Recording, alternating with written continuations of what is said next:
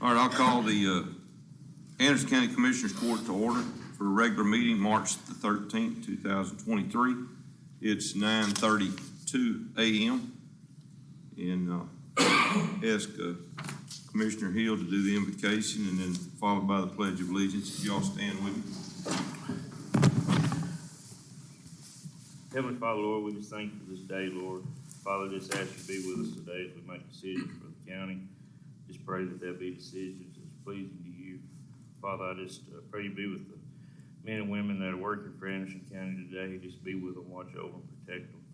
Be with the men and women fighting for our freedoms, Lord. Just pray you be with them. Just bring them home safely. Pray you be with their families and comfort them through this time.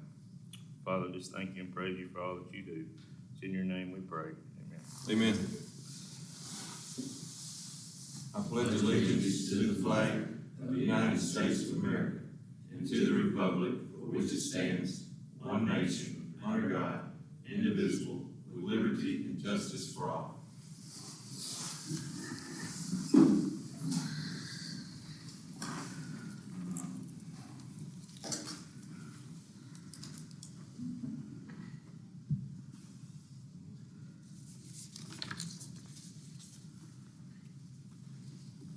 All right, do we have any public comment? Yes. Okay. All right, moving on to item number 4, the consent agenda. I believe we've got budget amendments number 172 for 2022 and budget amendments 24, 25, 29. Is that through 31? Yes, sir. Through 31 for 2023. Let's see. Consider approving the bills, and then Commissioner Chapin, you had a utility crossing the county road? Yes, sir. I've got a request from the Texas Eastern Railroad requesting to cut 1232, and they're going to repair it back. So I just need to make that a note of it. Okay. Mr. Hill? Actually, it's Commissioner Dixon. Yes, okay. sir. LJA Telecommunications, it looks like they're going to be installing fiber optic in different parts of my area up towards Henderson County. And it says in here that most of it's going to be on poles, but some of it will be underground, and they will do the underground by directional boring.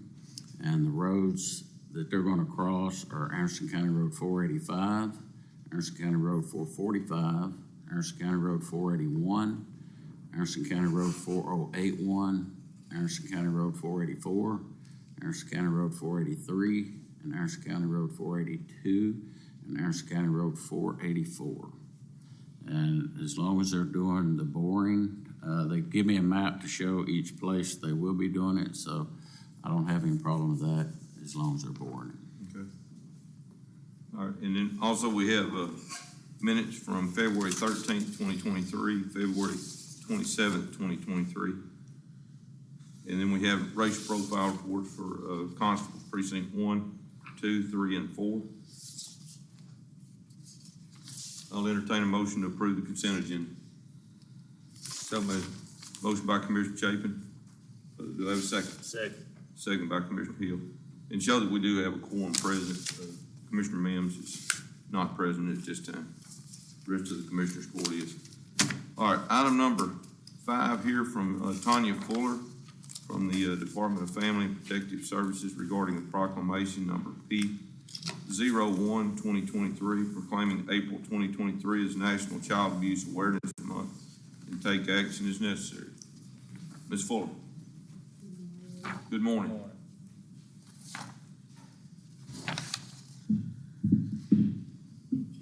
Show Commissioner Mims is present. I would like to thank the Anderson County Commissioners Court and Judge McKinney for allowing me to come and present a proclamation. I will not read the proclamation in its entirety, but I will just read a little bit of it. Each year, the month of April is dedicated to recognizing the critical work being done across our great state to meet families upstream before a crisis occurs and offer them accessible lifelines that mitigate the challenges they face. Child abuse prevention occurs every day throughout the diligent work and tireless advocacy undertaken by Anderson County, Palestine, Anderson County families, friends, neighbors, houses of faith, advocacy centers, nonprofit organizations, schools, healthcare providers, social workers, and government agencies to support children and families in every county. Child abuse prevention cannot be tasked to one community agency or system. Behind many families that succeed on their own is a strong community that provide a way for families to meet their needs. We must work together to strengthen our families and to build localized supports that are accessible, contribute to the well-being of the entire community, and keep children and families safe and together. I encourage everyone to learn more about the many aspects of our communities working hard to create positive, healthy environments for the future leaders of our great state and nation. Together, we can create a brighter future for our children, families, and communities in Palestine, Anderson County, and ensure tomorrow's leaders have support they need to thrive and reach their potential. And it just lets us know that Judge McKinney and the Anderson County Commissioners do proclaim April 23rd to be Child Abuse Prevention Month in Palestine, Anderson County, and urge the appropriate recognition therefore. And so that's our proclamation. And April is just basically a time we set aside to bring the light to child abuse awareness, to let the community know that abuse and neglect happens every day, just not in April. But April is the month that we spotlight for child abuse awareness.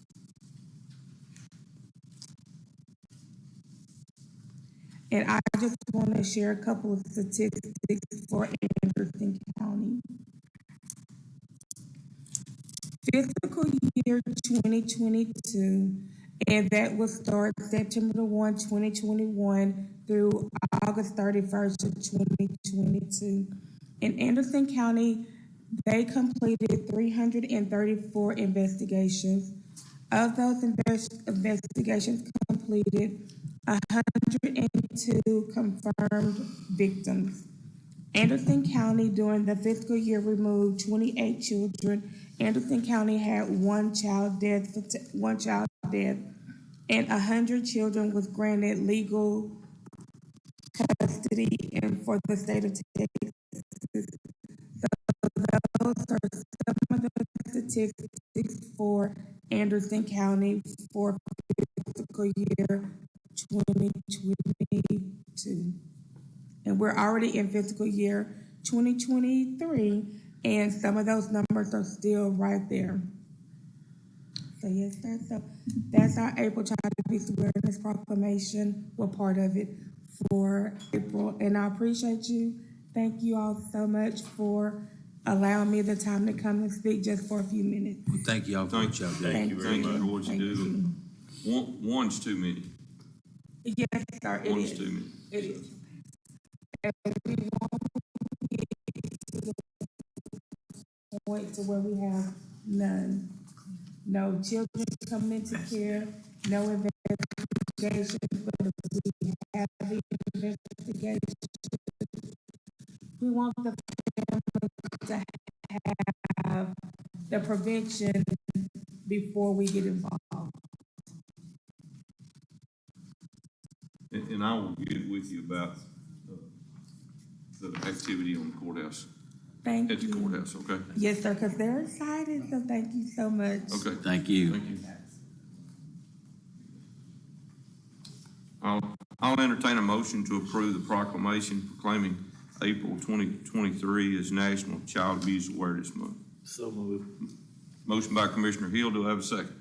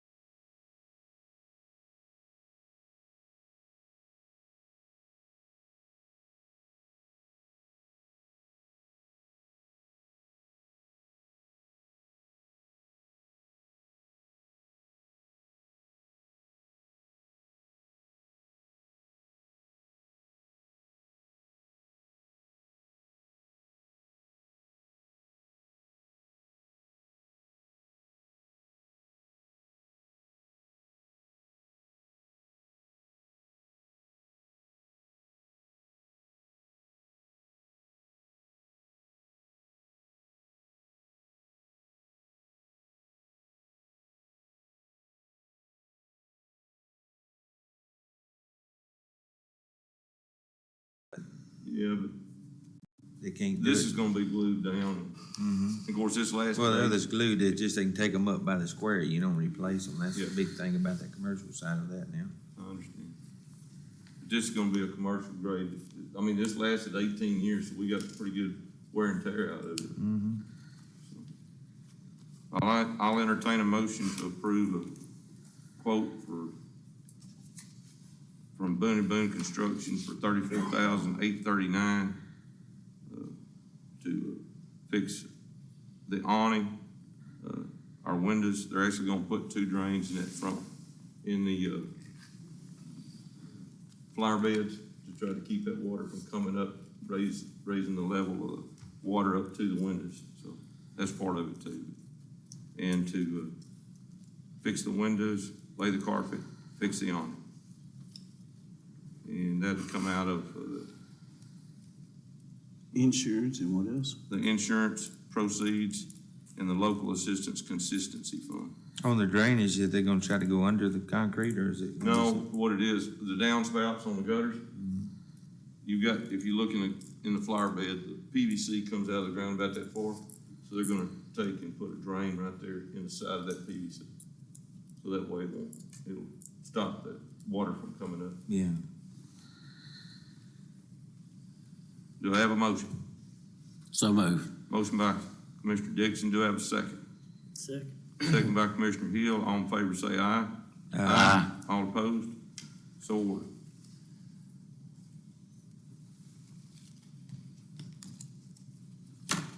Next item on the agenda is, consider and take action on a memorandum of understanding between Anderson County and Slocum Independent School District, which calls for both authorities to establish and maintain coordinated program for enhancing emergency operations, planning and response.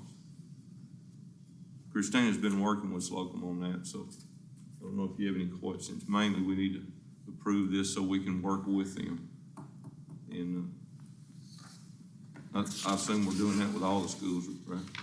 So far, Slocum's the only one that's come to me. Okay, The TEA is the one that's required, so that we may see the other so, schools. okay. What steps are you taking that, I mean, what's the first part of the project that they're, This is part of their emergency action plan, since we, as a county, whether it's the sheriff's office or emergency management, we come in and assist them on an emergency. The schools just require an MOU for the, agencies that would come into the school to assist. They've also got one with the fire department, the church, because they use the church as a, place with kids when they need to evacuate the building. But all the school districts in the state of Texas are having to have emergency action plans. Yes, And this is just part of it. yes. Okay. but is it something that we need to be reaching out to all of them for? I mean, is that, or is that something we just sit around and wait till they come? We can inquire every year, ask for updates on their emergency plans, and I can ask them if they have MOUs at this time, and we can work towards that. Because if that's a process, I'd like to see that happen to all of them. I mean, to reach out to get them all on, up to speed with it if they need to be. Okay. All right, I'll entertain a motion to approve the memorandum of understanding with Slocum Independent School District. So moved. Motion by Commissioner Chapin. Do I have a second? Second. Second by Commissioner Mims. All in favor say aye. Aye. All opposed? So ordered.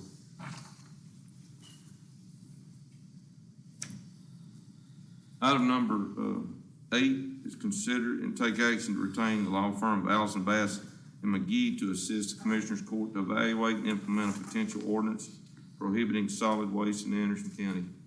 This has been a big topic at the conferences I've been attending, and I know it was at the one that we all attended.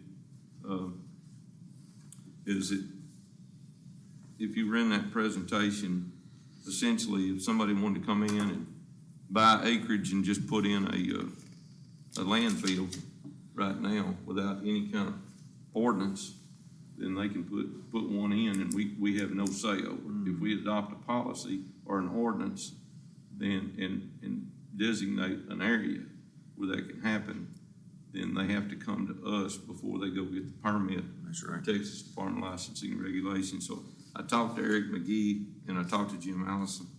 And so I wanted to go ahead and put this on for our consideration. I'd like to be proactive in protecting our citizens. Well, didn't they say we could, appropriate the land where our landfill already is? Yeah, and Yes. that's what I'm There thinking. you go. Yes, sir. Yeah, that's what I talked to Eric about. Yeah.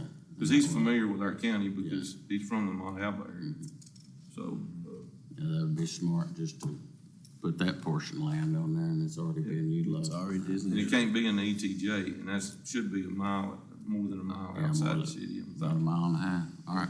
Okay.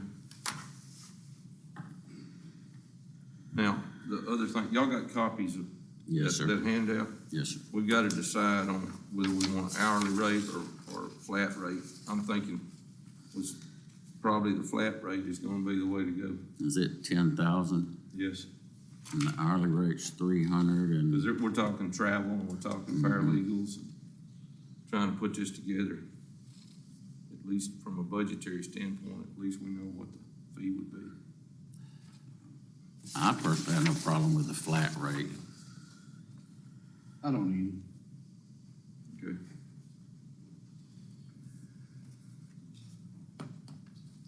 Any other questions or concerns? Not, I'll entertain a motion to retain the law firm of Allison Bass and McGee to assist the Commissioners Court to evaluate and implement a potential ordinance prohibiting solid waste in Anderson County, authorize the county judge to sign the agreement, and check the box showing the flat rate of 10,000. Do I have a motion? So So moved. moved. Motion by Commissioner Hill, second, is that a second, Commissioner? I'll say. Second by Commissioner Mims. All in favor say aye. Aye. All opposed? So ordered.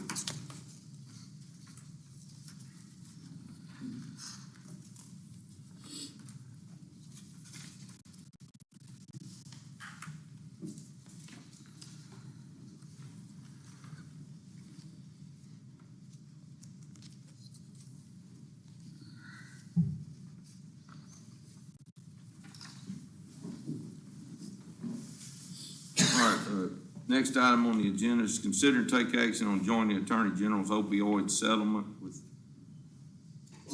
Allergan, CVS, Walmart, and Walgreens. And, Megan, did you have anything? There's not a lot of information out there about this quite yet. I just know that the trust funds will have regional allocations for which the counties can then apply for based on specific projects, just like grant funding. So basically, if the court decides to join the Attorney General, then it's just the first step of it, and then whenever more information comes out, then we can decide, the court can decide what to At do. least this gives us an opportunity Yes. for the funds. Yes, sir. And y'all done this once before, haven't you? Yes, sir. Okay, all right. Any questions or I had- comments? No, sir. I'll entertain a motion to approve the Attorney General's opioid settlement with, am I saying that right? Allergan, Sure. CVS, Walmart, and Walgreens. I guess I'm close anyway. Do I have a motion? So moved. Motion by Commissioner Mims. Do I have a second? Second. Second by Commissioner Hill. All in favor say aye. Aye. Aye. All opposed? So ordered. Okay.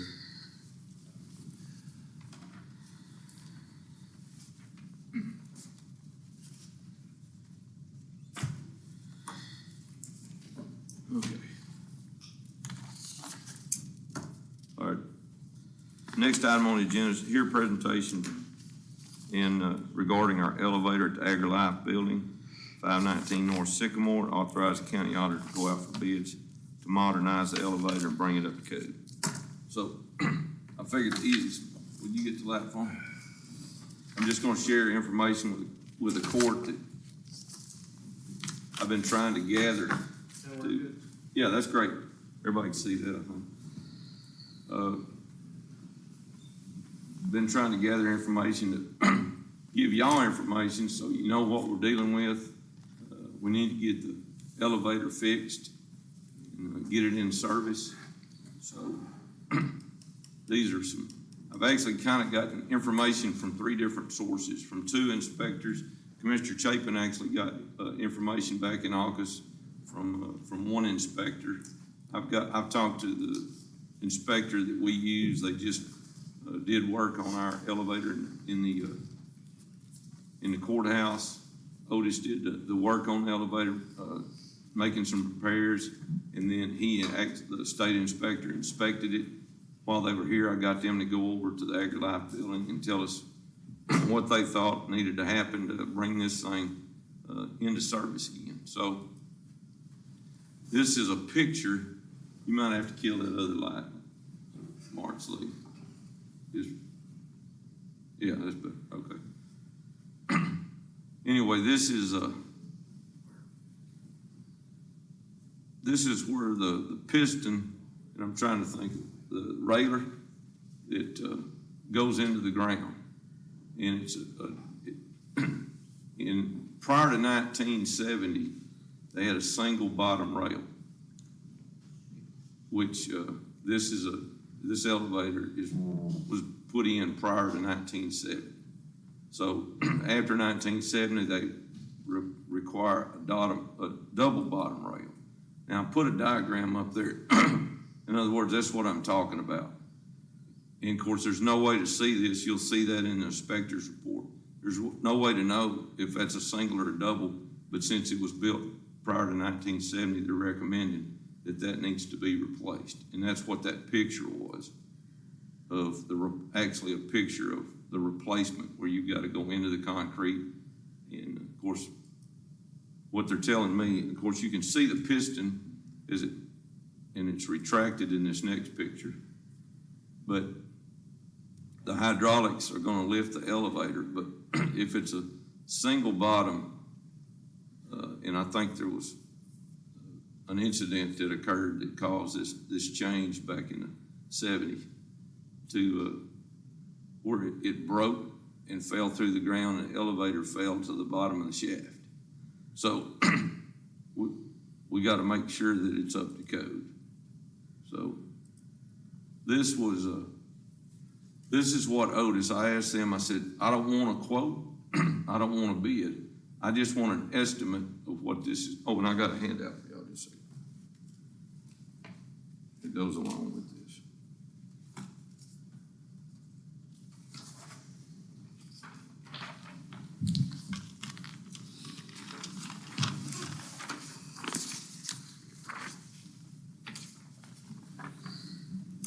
I think we give Megan one of these.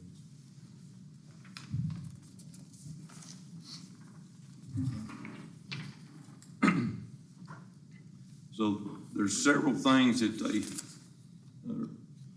suggested or actually recommended that need to be replaced in the elevator. The first one is that double bottom. Needs to be a double bottom rail, replacing what we have there now. And that's going to be one of the bigger expenses. Also replacing the controller, new tank and power unit for the hydraulic system, new hydraulic oil, new piping and shut-off valve. As long as the existing is not buried, the new piping and shut-off valve. Let's see, new door operator, new serial wiring, LED fixtures, top of the car emergency station, door reversal device, fire service phase 1 and phase 2 that we got to work with Palestine Fire on, new car doors, potentially new hoistway doors, and new restrictors. So that's part of it. New cab interior, they've got that quoted or noted in there as an estimate.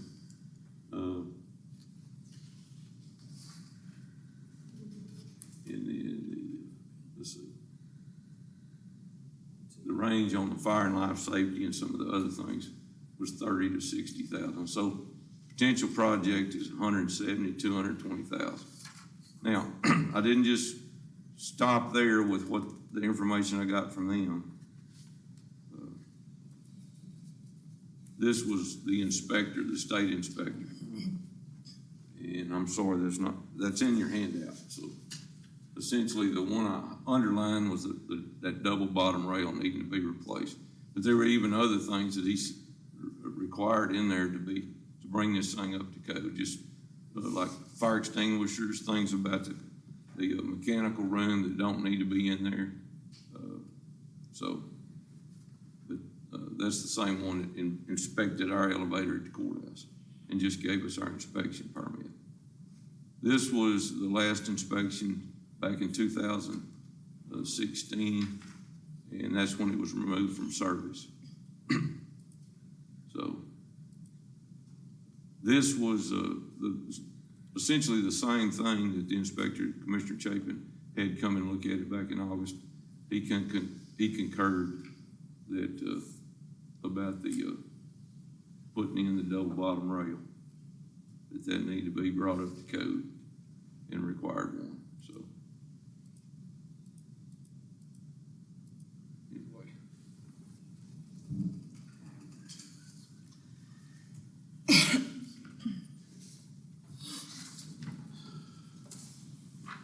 So I just want the court to kind of understand what we're looking at.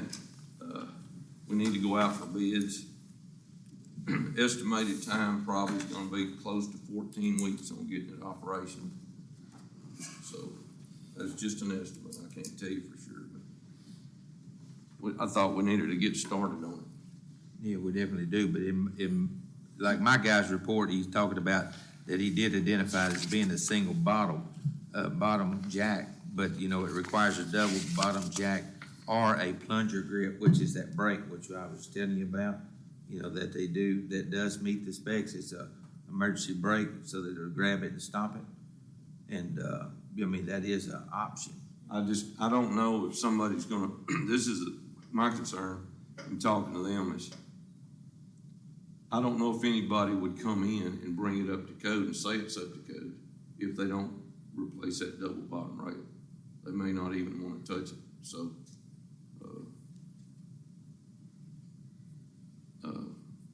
I mean, that was, I talked to him on the phone and he really didn't want to get much involved in it. Just, he was trying to do that to give you some information. But, I mean, the recommendation From Otis. from Otis and from the state inspector is From to be Otis, safe, yeah. is to replace it. Well, I mean, that's one thing that they told me that Otis was gonna wanna do. I mean, I was in Houston, this week riding up and down the elevators, and Otis is written on everything all over. They're a big company. This other guy's, you know, out of Bryant and College Station, they're going all around Bernie, San Antonio, the whole bit. I mean, I think they're professionals, and I think that the inspector that come up here wasn't favorable, you know, to him, somebody, because it was in Palestine. It's hard to get somebody, you know, to get them to come up here, and he come up and did the inspection for me. But, you know, this sheet that he says, you know, where it was in violation, it didn't have the telephone, it didn't have the emergency contacts, you know, the whatever it was, the simple stuff as far as that goes, the doors and Well, the the emergency light, yeah. emergency light, if somebody got in the elevator, and I've been trapped in the elevator 3 times, so I know exactly how it feels. Once I was in there with 15 people for quite some time. Anyway, so once on a Friday at 5 o'clock in the St. Augustine Courthouse, on the 3rd floor. That's Friday at 5 o'clock. Everybody's leaving, okay? So, and this has happened in our elevator in the courthouse 2 or 3 times. We had somebody, we had one out of the DA's office got trapped in it on a Saturday. Unfortunately, somebody was up here. So what I worry about is somebody getting in the elevator, and if they get in it and it stops between floors, they have no emergency light. There's no emergency phone in there. If their cell phone doesn't work, they're gonna be there the rest of the weekend until somebody comes in and finds them. So I'm just, I mean, the electrical needs to be replaced. All the push buttons and all that's gotta be replaced. And the The bar- hydraulics are leaking.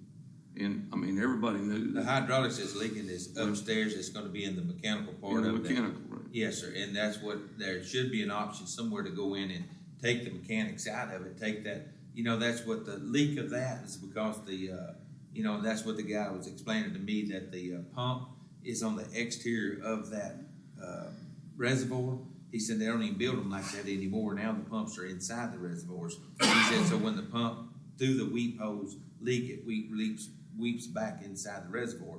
So you eliminate that. So that's what, on the backside of that, in the mechanical room, it has the old, the pump system in it. I don't know why that wouldn't be an option to put the new pump system and the new components that it takes the brain for, that to operate when the car's called for or not. The rails, did they say, Otis say anything about the rails not being good, that where the car's running? I think that's in there, that needs to be replaced. So, and that's what they told me. Essentially what they're talking about, Commissioners, replacing all the hydraulics, so you got all new. I talked to them, I was there with Otis and with the state inspector looking at the system. And if you take and try to repair or rebuild that hydraulic system, he said 99% of the time it's not gonna work again. It's just that old. So he said, don't touch it, if it's operational right now, but it's leaking.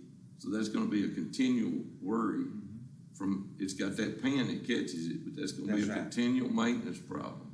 I agree. And so I'm just saying, we just got in the building. We're gonna be in the building a long time. I'm proactive. I believe in being proactive and preventative from a maintenance standpoint. So I'm suggesting to the court, so we don't have any future problems, go ahead and take care of this the first time like it needs to be taken care of. And I didn't expect the cost to be like that, but that's just the way it is. So I'm just bringing information to the court. But I don't want to have any problems with maintenance. And like they said, you could go in there and do some several $1,000s in repairs, and it might last a week, it might last 6 months. But if a part goes out and you can't get the parts because of the age of the elevator, That's right. then you're down again. Right, but if you have the elevators, the housing for the elevator and the rails in the car, if it being sound, running up and down, and replace the doors, put the emergency systems in there, put the brake on there, and go in the back and replace the pump system and put all the new components and take all that old out, you're out of the old business, right? Other than that, now they're not pulling the shaft and you're running on the brake system instead of a brand new, because Otis is wanting to gut the whole thing and put a brand new one. They're gonna use just the whatever you call it, the hole in the ground. Isn't that right? They're gonna put the new rail in the ground. Yeah, they'll put That the picture that I showed you, I seen. that was one thing that he had, a picture that I was trying to show you. They gotta take that and cut through the concrete and put that double bottom rail in there. Well, one thing with it being a two-story elevator, when you talked to the guy, did he say the plunger grip is something that you could install on that elevator that would get it to pass Yeah, inspection? that's what in that inspection report, you see the one that I got, it says on there, it says that he did identify it as a single jack. Yeah. It says that it required to be a double bottom or a plunger grip to be installed. Yeah, that's what I was That's an reading right option, here. and they do it all over, you know what I'm saying? I don't know what the age of the one that we got in the courthouse or what our system is here in the old courthouse, but I'm sure it's, Well, it's not a hydraulic, so. yeah, I understand that, but Totally I'm different sure it could be. Well, I didn't know with it being a two-story, it is, it's not three-story or four-story, it's just two-story. If this plunger grip system would work, if something did fail, that But it the would plunger, stop yeah, it. it's an option, or, like I say, you put it on there for it to be, because it would meet the inspection requirements, or that it wouldn't be optional to even be used. Yeah. Well, But it'd be the difference in changing out, that whole major change out versus running on a plunger that, I don't know, I guess we can do some checking on it. Do you Can know we just go estimate after what the bids plunger on both system could ways be? and just see if we can get a bid, no, do it 'cause each way? that inspector, he didn't really want to get involved in this because he's really not doing that anymore. Yeah, and he's Is out. the gist of what I got, so. I'm just saying, I want to bring this thing up to code, and I'd rather go ahead and do it right than a Band-Aid solution. I don't want to put something in there and then somebody get trapped in the elevator or something happen. So I understand that. I'm not for Band-Aid solutions, and that's just my opinion. I don't know, I didn't ask them about putting that in there and seeing if they would bring it up to code in all other places. I didn't ask them that. I asked them, what would this do to modernize our elevator, which brings it up to code? Let's put it together. And then the inspector concurred. And you saw, I mean, you got a copy of what he put in his letter and some additional stuff. So And I'm then, not an expert on elevators. I'm relying on the people that do. yeah, myself, that's right. Well, I'm not, I guess I would say I'm not objective to either side. I just would like to see what the money-wise would be able, because then, I mean, I look at it as if we only paid, I believe, what, $165 for the building? And we're gonna replace, I know you had to do a lot of remodel, a lot of stuff to it, but you're replacing the elevator, basically gonna cost us about $220. That's, I mean, I know we were trying to find a feasible place to get into, to put other offices in there where we have a working environment, a working place, and I just like, wow, that's kind of high. So I mean, I would like to see what it would look like, but I mean, I also want to fix it properly too. So I just know they've been calling me.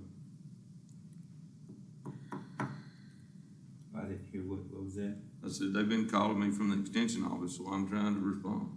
Oh, yeah. so y'all taking it out of working right now. Yeah, it's When I not walked in the operation. door, I had them put signs on the door, Okay. out of service. Okay. Okay. Yeah, To it's make not sure that operation. it didn't get used. Till we got an inspection and got it fixed.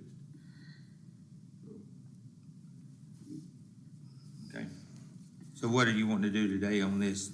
Well, I mean, I was wanting to authorize the county auditor